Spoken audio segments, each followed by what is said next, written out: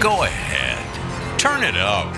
It's the Record Machine Show with your host, Jimmy Howe.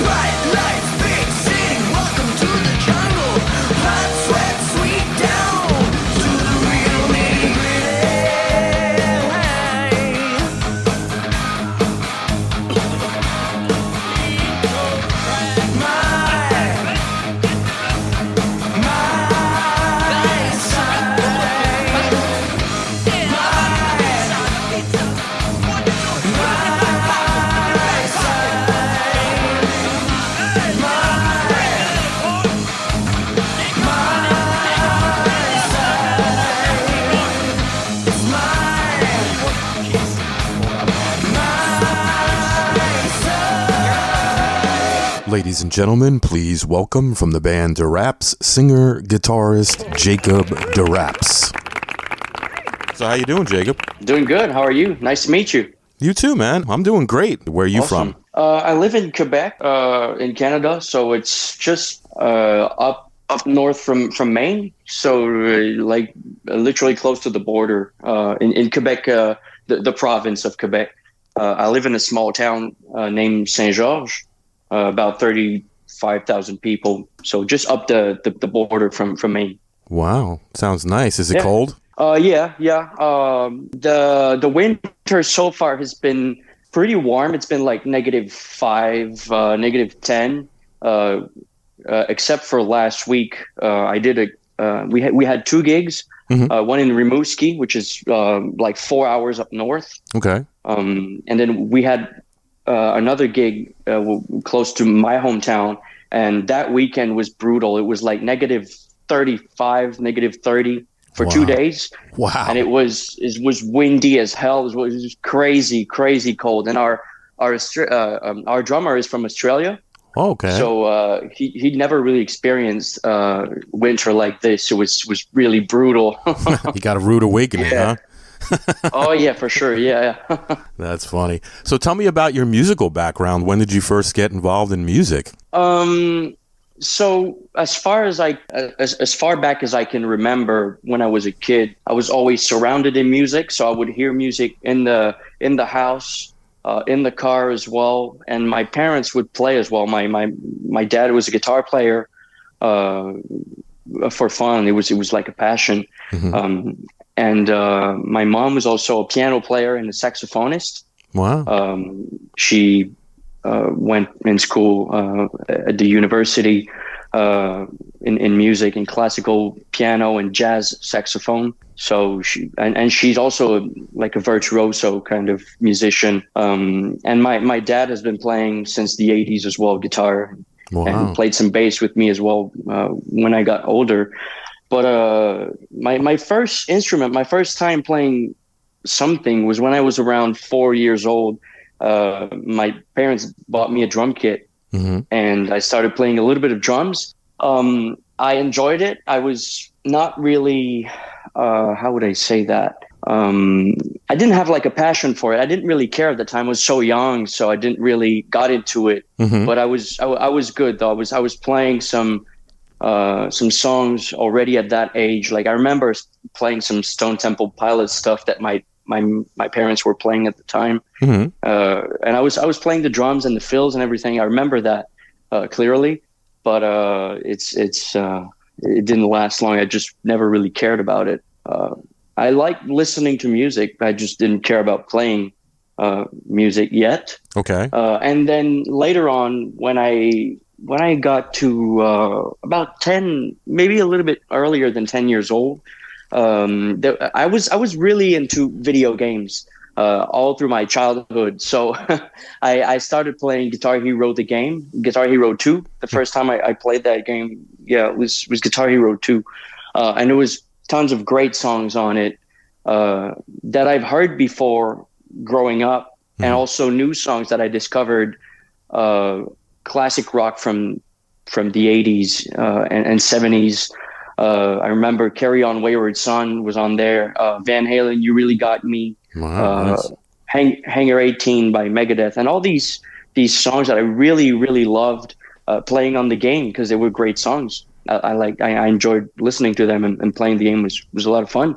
So at some point later on, when I was about 12 or maybe 11, I was still playing that game. It became Rock Band at the time. I was playing all the instruments on Rock Band, and at some point, me and my parents went to shopping in Quebec City in a mall, and we got into this music store, and there were all these guitars everywhere. And I saw a guitar that was kind of similar to the one that there was in Rock Band, the characters on the game. So I told my parents, I want that guitar. And it was a red kind of not like a flying V, but more like maybe like a Jackson V kind of thing. Okay. Yeah, with the pointy ends, and it was on the game, so I really wanted something like this. But I never really played before. So my dad and my mom, they said, okay, we're going to buy you a guitar if you start playing guitar. Nice. So that same night I got home, I picked up my dad's Fender HM Strat from 1989, which was his guitar at the time. So I picked that up, started playing some chords and stuff from the books, because my dad had all these Guitar World magazines and other books with, they teach you all the basic chords and stuff like that. So I learned all the basic chords in one night. Mm-hmm. And I was just instantly hooked by the instrument. And I was also seeing like instant progress. It was happening very fast, and it became like a passion. I was hooked onto it, onto the instrument. That's awesome. Yeah, it was really fun. I never got the guitar that I wanted. I mean the one from the store, but I've got plenty now though, so it's completely fine. Yeah. But so I was really into Metallica at the time. I started playing all these Metallica songs. I just loved, still do, still love early Metallica, like Kill 'Em All and Ride the Lightning, especially these two albums and Master of Puppets, all that stuff. Okay. And then later on, I discovered Randy Rhoads with Ozzy, and that blew my mind. I was really, really into that stuff. Started playing Crazy Train, all the riffs. You know, it was so different to Metallica stuff, which was more like fast power chords and just chugging on the E string and stuff like that. I felt like the musicality when I discovered Randy Rhoads. It opened up my world to a new sense of musicality, a lot of cool groove and feel and rhythms and solos as well. It seems to be more how would I say that, sophisticated and more pleasant for me to listen to. And then at some point I discovered Van Halen, which was maybe like a year later or something like this. And that completely blew my fucking mind. I couldn't fucking believe it. What I was hearing, it was insane. The guitar sound. I was scrolling down on my dad's computer, all the music library. Okay. And I saw Van Halen. I was like, I've heard this before. I've heard these guys before. I know what they are because I grew up in a musical environment. So I would hear Van Halen stuff a lot because my dad was a big fan of Van Halen. So I started playing these songs, you know, from I don't remember exactly which album, but there was some Sammy stuff and some DLR stuff. I think it was like a best of. And I'm like, oh, I heard this before. And I remembered it. And then I was blown away with it, the musicality, every song is catchy, and the sound, the guitar sound is just nuts. Right. And I scrolled down, I keep scrolling down, and I got on the first album, and I put the first album on, and that was it for me. That was like, holy fuck, what am I hearing? so that's how I got into Van Halen. Yeah, and I heard, you know, Eruption, Running with the Devil, and then I heard I'm the One. I'm the One was really the song that blew my mind completely. I couldn't believe it. The Great sound song. From the guitar, yeah, the groove and the feel and the tone, but just the swing feel kind of thing. It's just so groovy. The and vocal catchy. harmonies, right? Everything, the drums as well. His drum playing is so great, so jazzy. It's like a jazz drummer, basically. Right. It's insane, and the sound as well. The way it's mixed, I couldn't believe what I was hearing. So that's really what got me into Van Halen at the time. Yeah. That's awesome. Well, I always ask everybody this question. I already know part of the answer already. You know, every band or artist is influenced by someone. Obviously, Eddie Van Halen is one of yours. Who were some of the other influences? Yeah, my biggest influence, definitely Van Halen. And then my other, like, maybe top five, I would say Stevie Ray Vaughan for sure. Really had a big impact on me because the blues thing was really good for me to expand my playing and learn to jam and start being able to, you know, jam and just expand my musical abilities. And Steve Lukather as well from Toto. Wow, nice. Yeah, I'm a huge fan of Steve Lukather. A lot of licks, very interesting, more jazzy approach. It's just very, very cool stuff. Also, I would put Mark Knopfler in there as well from Dire Straits. Wow, I'm very a huge good. fan of Mark Knopfler. Yeah, I'm a huge fan. His dynamics and sense of melodies and songwriting is just something that's really, really great to listen to. It's just fun. It's a lot of cool stuff. It's beautiful music. Like Tunnel of Love, the solo to Tunnel of Love. I'm a huge fan of that. And Telegraph Row, Sultans of Swing, obviously, all this good stuff. And Yngwie Malmsteen as well. I'm a huge fan of Malmsteen, all the like the first 4 albums. Yeah. Really, really, I love that stuff. Paul Gilbert? I think he was not that much. I mean, he's a great player, but I haven't really got into him yet. I haven't really listened to like his original material, so I couldn't really tell right now. What about Satch? Yeah, Joe Satriani? Yes, Satriani was. He's not a huge influence on me, but I like the songs. Yeah, I like the songs. Steve Vai as well. Who else? There's a lot of people. Randy Rhoads, obviously, for sure. Randy Rhoads. He was great. He's always been one of my. I don't know why I said it so late. He's one of my favorite guitar player. But sometimes when you think about it, you just get lost in all these players. Yeah, of course. Randy Rhoads. And there's a lot more, like Warren DeMartini from Rat. Yeah, he was great too. Yeah, Jimmy Page as well. I'm a big fan of Led Zeppelin. Just great sound and songwriting and just great songs. Hendrix, all these guys basically. Richie Blackmore, classic rock. Oh yeah, Richie is actually my I would say my favorite from that era. Wow, I think nice. he's the tone and the playing, just so much like aggressiveness and he was like ferocious kind of style. Oh yeah, I just love that. Yeah, and that I think that would be it. Like there's a lot more. I just can't really remember right now. Yeah. Let's talk about the band for a moment. Who were the players and when did you guys form? So the band is me, Jacob Deraps, Josh Gallagher on the drums, who is in Australia, and William Lachance on the bass. Mm-hmm. So we formed in 2017. I started talking to Josh, I think, in maybe 2014 or 2015 or something like this. Mm-hmm. Maybe even earlier. We met on YouTube. He was doing these Van Halen covers in Australia, and I was doing Van Halen covers as well. And he found me and he wrote a message to me asking for a video collaboration for a Van Halen song. So I accepted and we did "Girl Gone Bad." Nice. Which is still on YouTube. I'm not in the video, but I'm playing the guitar part for his drum cover video. Nice. So yeah, that's me playing the guitar part behind. And we started doing all these covers, a bunch of Van Halen, AC/DC, a bunch of stuff. And in 2017, I asked him if he wanted to come to Quebec to do some shows in the summer.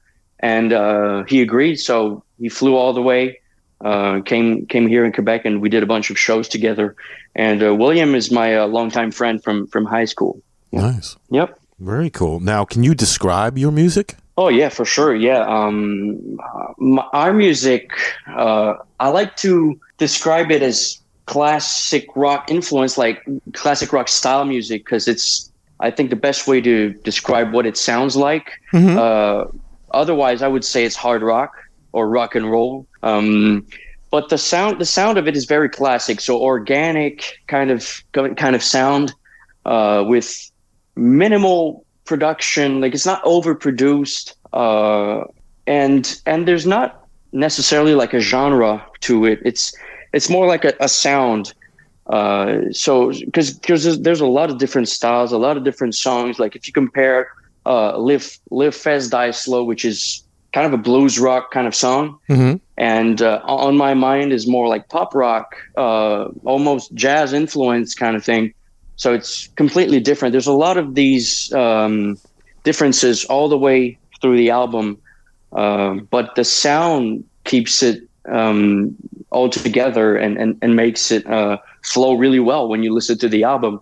So that's why I like to describe it as classic rock style, because back in the days there was a lot of that stuff, like Led Zeppelin. They would do like blues, and then we'd get a little bit more hard rock, or right. Van Halen, the same kind of thing.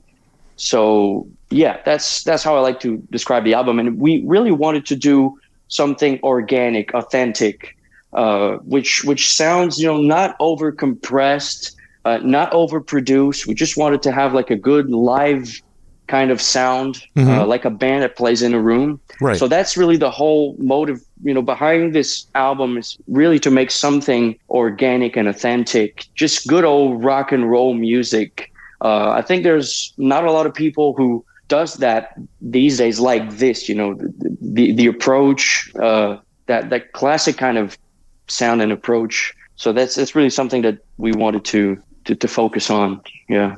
Cool. Now, how do you approach songwriting? What is your creative process like? Mostly I start with the guitar. So it would start with me just jamming by myself in my room. I would, do a riff, And then I started doing all these demos. I would record it on my recording machine, and then add arrangements to it. So drums, a little bit of drums and bass, and then put it all together. And Josh would do the vocals, kind of a template kind of thing. And then from there, we would have like a complete demo. We would arrange it differently depending on what we need. And then he would track the drums, and then I would track all the rest of the guitar, the bass, and the vocals. I've tracked all of those on the album. Nice. Now, your debut album, which is self-titled Deraps, it's available now at derapsofficial.com. Can you talk about that a little bit? Yeah, so the album, very classic rock oriented, and there's I think it's 11 songs. There's 2 of them. There's one that's an intro to the album, because I always wanted to have like an intro to the album. Like all these albums from the 70s and the 80s, there's always something that that's kind of special that brings you into the album. I'm thinking like Mean Street or Welcome to the Jungle by Guns N' Roses. There's always something that brings you into the album and makes it like an introduction. It's really cool. So that's why I did that on the album. And there's another one which is an acoustic instrumental song, which is called Elizabeth. And yeah, it's very different from the rest of the album. So kind of jazzy influence, very summer vibe kind of song, very melodic, and it's just very cool. It shows a different side of us, I would say. Yeah, it's a brilliant album. I love the sound, man. Your guitar playing and your singing is phenomenal, bro. It's like, thank you so much. Yeah, you know how to shred, man. You were great. And the one thing I liked too is you threw a cover in there too, but it wasn't a Van Halen, which I liked. You threw a Sweet song. Yeah. Ballroom Blitz. Yeah. That came out awesome, man. And I think it's really cool that you pick something like besides a Van Halen song, because you've been compared to Van Halen, I guess, a lot, right? Yeah, but we didn't really want to do a Van Halen cover, because I mean there's no point in putting a Van Halen cover on the album. It's fun to do live for YouTube stuff and for fun and live as well.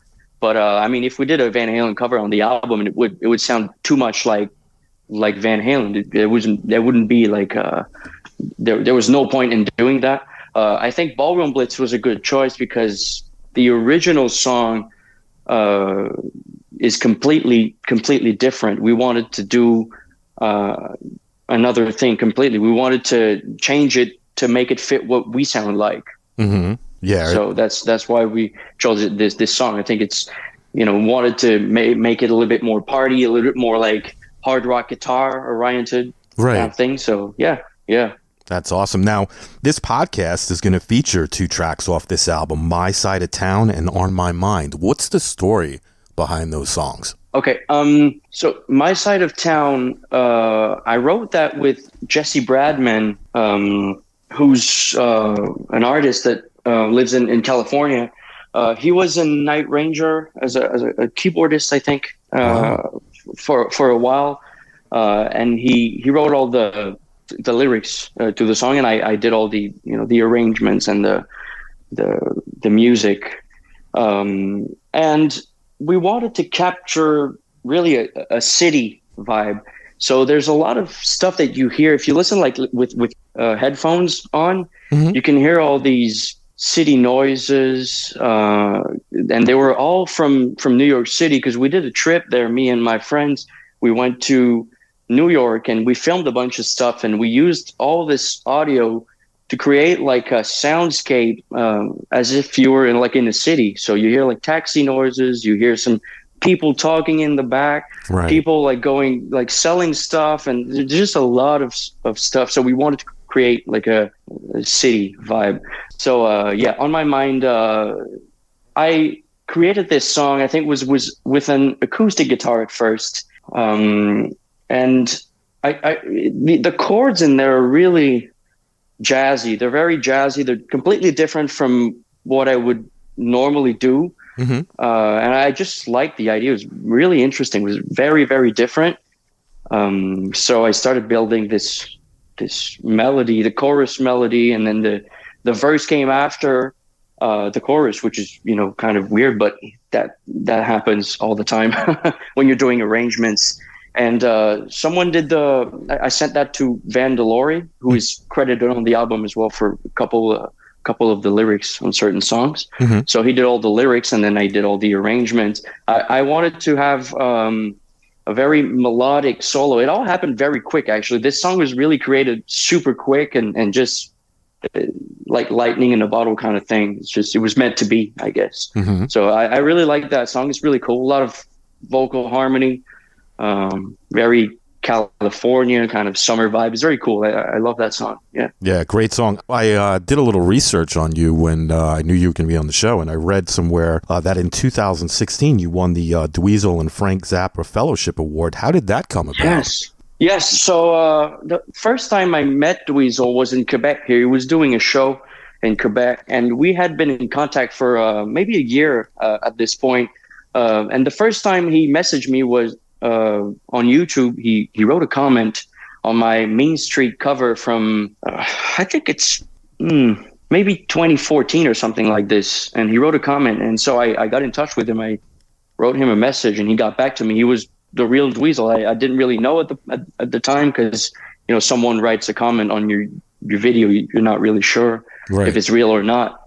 So it was him, and then we got in touch, and then he was doing a show here in Quebec. I met him for the first time. And then in 2016, he sent an email to me again, and he said, hey, I nominated you for this Dweezil and Frank Zappa Fellowship thing, and I didn't really know what it was. Mm-hmm. And then a couple of days later, he said I won the award. So it was like, oh yeah, cool. But I didn't really know what it was. So he explained to me. I flew to Montana in the U.S. to do like it's a 2-week. It was like a festival workshop kind of thing, and a lot of people would go there as well, like as vacation. In Big Lake, I think it's called Big Lake in Montana. And it was really like a dream kind of trip. I stayed there for 2 weeks. I was surrounded in musicians from, you know, all around the world, and all kinds of musicians. You know, some people were more into country and folk, and other were in jazz. So it was really a lot of different styles of music, which I got to learn and base my style of. So I got to, you know, we were always jamming together. Mm-hmm. So I learned to kind of, how would I say this? How would I say that? I guess I learned to kind of like melt into this weird kind of environment and build my style of guitar playing nice. So it was a great experience for me. And it got me to really grow as a musician. And then that's when later, after maybe a week after I got back in Quebec, Dweezil was playing here in Quebec, and I got to play on stage with him, which is there's a video on YouTube of that as well, which was really, really, really cool. It was a great experience. We did, I think the song was, I think it was Willie the Pimp, if I remember, and it's like a 10-minute jam or something. It was really, really cool. Great experience. Yeah. Sounds like you had a great time. Guy. Yeah, he's a great guy. Dweezil was really, really cool. Now, are you still in contact with him? Do you speak to him often? Yeah. I've played with him again in Quebec in another theater. He came like years later, and I got to play with him again. And we've been, you know, texting back and forth still even to this day. Yeah, he's cool. He's really cool. That's awesome. Congratulations on that award, by the way. I think that's phenomenal. Thank you so much. I appreciate it. You must have been over the moon when you found out it was real and that you were actually going to go meet him and play with him, huh? Oh yeah, I couldn't believe it. You know, it's something you don't really expect that in life. It's just something that happened, and I was really thrilled, and the whole experience was just mind-blowing for me. It was like a dream experience. You know, as a musician especially, it's just something really cool to be in a musical environment, you know, 2 weeks every day with people, you know, that play all kinds of stuff. It's just a lot of fun. Yeah, it's an enriching experience. Oh, I'm sure. Now, you've been compared to Eddie Van Halen by a lot of people. Now, do you feel any pressure by that comparison at all? Not really. You know, I think I made that happen to to myself, so I don't really care. I play Van Halen for fun. It's fun. It's something I really enjoy. And people like it too. So, I mean, if people want to compare me to Van Halen, then it's their choice, and I don't really care about it. It's just I like it. I like being compared to the greatest guitar player of all time. It's just great. It's a great honor.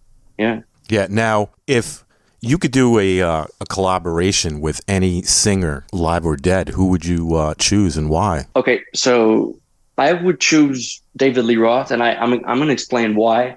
Makes sense. I think he's just a great songwriter. He's really, really a great songwriter. And all the way through his career, even his solo stuff, he always manages to meld with the other musician and make it work. So that's what I admire about him, is that he has so many colors. He's a great lyricist. He's a great songwriter. So I think it would really do something special. And I don't think it would necessarily sound like Van Halen.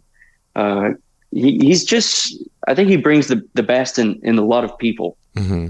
Yeah. No, you should try and get in touch with him. Maybe you guys could do a collaboration, a song or two. I know he still does recordings. I don't know if he's going to be touring anymore, but you never know. He may be interested in using your guitar skills on one of his songs. It would be awesome. I would love to, for sure, yeah. Now, what are your plans for the rest of 2023? Okay, so we just finished a tour here in Quebec. We did 9 shows in a month. Mm-hmm. It was a small tour. The very first one that we did for this album. And we have plenty of other shows coming in the year. So in 2023, in the summer, we have another tour coming. We don't have any dates announced yet, but it's coming. There's a lot of stuff that will be announced soon. And we also have a European tour and a UK tour at the end of the summer. So starting in August 2023, mm-hmm. we're going to the Stone Dead Festival in the UK. And we have the Glam Slam as well in Belgium, which is announced. And we have plenty more dates coming around these 2 dates. Now, anybody who's interested in following you or purchasing your music, like we talked about before, they can certainly go to your website, derapsofficial.com, and all your social links are up on there as well, right? Yep, exactly. So anyone who wants to listen to our music, have more information about the band, go to derapsofficial.com. You'll find some music videos, links to buy our album, links to all the social media, photos as well, and also people to contact if you need booking or my manager, all that stuff. It's all on there. Cool. Now, are you working on any new material for like 2024 or not yet?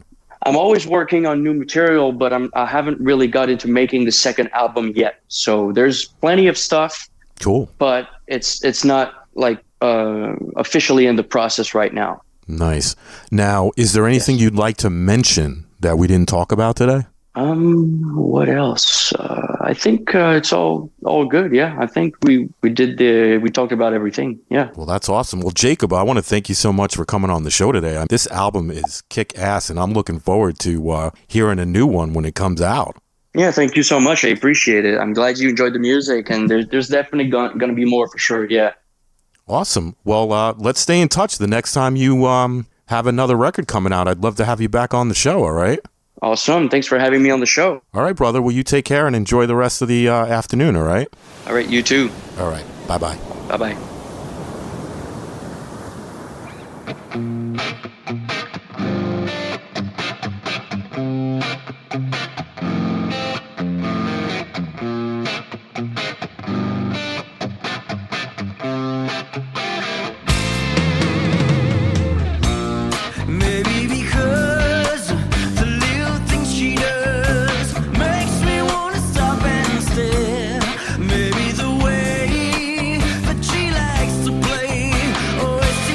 She just don't care.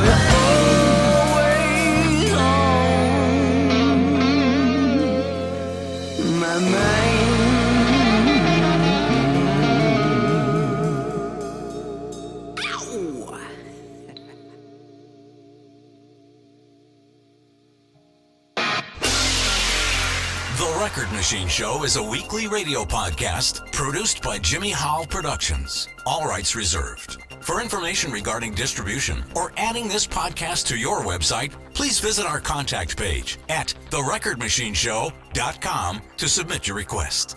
Thanks for listening. See you next time on The Record Machine Show. The Record Machine Show.